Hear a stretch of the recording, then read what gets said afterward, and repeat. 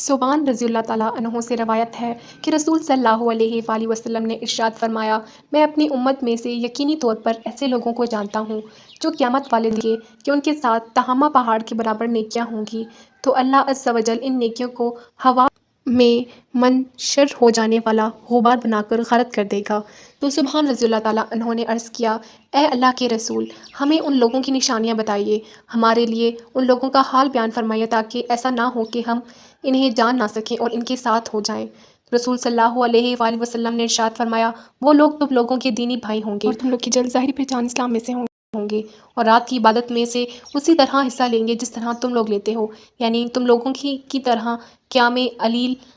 کیا کریں گے، لیکن ان کا معاملہ یہ ہوگا کہ جب وہ لوگ اللہ کی حرام کردہ چیزوں اور کاموں کی تنہائی میں پائیں گے تو انہیں استعمال کریں گے۔ شاہ اللہ ہمیں پلک جھپکنے کی مقدار کے مطابق بھی ہمارے نفس کے حوالے نہ کر، آمین یا رب العالمین۔